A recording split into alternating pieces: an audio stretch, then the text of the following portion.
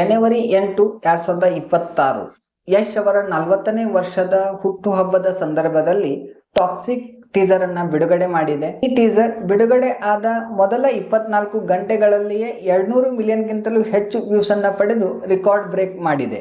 Hollywood level visuals, 90ರ ದಶಕದ Goa setting, dark gangster ಫೈಟಿಂಗ್ಗಳು ಇವೆಲ್ಲವನ್ನ ಹೊಂದಿರುವ ಈ ಟೀಸರ್ ವಿವಾದಕ್ಕೂ ಕೂಡ ಕಾರಣವಾಗಿದೆ. ಟೀಸರ್ ನಲ್ಲಿ ಯಶ್ ಅವರ ರಾಯಾ ಪಾತ್ರವನ್ನ ಪರಿಚಯಿಸಲಾಗಿದೆ.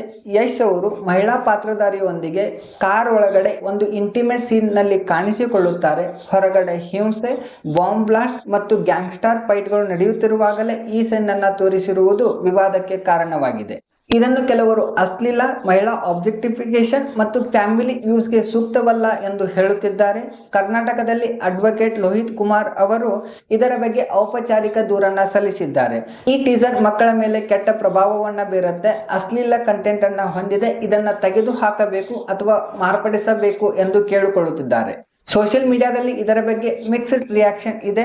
ಕೆಲವರು box office Sultan, fever, Hollywood vibes ಎಂದು ಪ್ರಶಂಸಿಸ್ತಾ ಇದ್ರೆ, ಇನ್ನು ಕೆಲವರು ಕಾಂಡಮ್ ಅಡ್ವರ್ಟೈಸ್ಮೆಂಟ್ ಗಳಲ್ಲಿ ಇದಕ್ಕಿಂತಲೂ ಜಾಸ್ತಿಯಾಗಿರುವ ಅಶ್ಲೀಲ ಕಂಟೆಂಟ್ ಗಳನ್ನ ಹೊಂದಿರುತ್ತೆ, ಅದನ್ನ ಕಾಣದೆ ಕೇವಲ ಯಶ್ ಅವರ ಸಿನಿಮಾ ಮಾತ್ರ ಇವರ ಕಣ್ಣಿಗೆ ಕಾಣಿತಾ ಎಂದು ಕೆಲವರು ಟ್ರೋಲ್ ಮಾಡ್ತಾ ಇದ್ದಾರೆ. ಡೈರೆಕ್ಟರ್ ಗೀತು ಮೋಹನ್ ದಾಸ್ ಅವರು ಮಹಿಳಾ ಸಂತೋಷ, ಕನ್ಸೆಂಟ್ ಮತ್ತು ಸಿಸ್ಟಮ್ ಪ್ಲೇಯಿಂಗ್ ನ ಬಗ್ಗೆ ಚರ್ಚೆಗೆ ತೆರೆದಿದೆ ಎಂದು ಹೇಳಿದ್ದಾರೆ.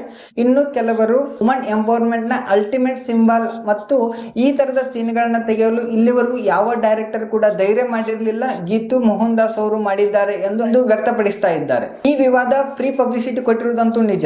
ದಿನದಿಂದ ದಿನಕ್ಕೆ ಟೀಸರ್ ನ ವ್ಯೂಸ್ ಜಾಸ್ತಿ ಆಗ್ತಾ ಇದೆ, ಸೋಷಿಯಲ್ ಮೀಡಿಯಾದಲ್ಲಿ ಚರ್ಚೆ ಕೂಡ ಜಾಸ್ತಿ ಆಗ್ತಾ ಇದೆ. ಈ cinema March 19, 2026 world wide release ಆಗ್ತಾ ಇದೆ. ಅದೇ ದಿನದಂದು ದುರಂಧರ್ 2 ಕೂಡ ರಿಲೀಸ್ ಆಗ್ತಾ ಇರೋದ್ರಿಂದ ಈ ಎರಡು ಸಿನಿಮಾಗಳ ನಡುವೆ ದೊಡ್ಡ ಫೈಟ್ ಆಗಬಹುದು ಅಂತ ಕೆಲವರು ಹೇಳ್ತಾ ಇದ್ದಾರೆ. ಒಟ್ಟಾರೆ ಇದು ಆರ್ಟಿಸ್ಟಿಕ್ ಫ್ರೀಡಮ್ ಮತ್ತು ಸೋಷಿಯಲ್ ರೆಸ್ಪಾನ್ಸಿಬಿಲಿಟಿಯ ಡಿಬೇಟ್. ಬೋಲ್ಡ್ ಕಂಟೆಂಟ್ ಇರುವ ಸಿನಿಮಾಗಳು ಯಾವಾಗಲೂ ಚರ್ಚೆಗೆ ಕಾರಣವಾಗುತ್ತೆ, ಆದರೆ ಫಿಲ್ಮ್ ನಲ್ಲಿ ಏನಿದೆ ಅನ್ನೋದನ್ನ ಸಂಪೂರ್ಣವಾಗಿ ನೋಡಿದ ಮೇಲೆ ಅರ್ಥವಾಗುತ್ತೆ. ಕೇವಲ 1-2 ನಿಮಿಷದ ಟೀಸರ್ ಅನ್ನ ನೋಡಿ ಫಿಲ್ಮ್ ನಲ್ಲಿ ಇದೇ ಇದೆ ಅಂತ ಹೇಳೋದು ತಪ್ಪಾಗತ್ತೆ.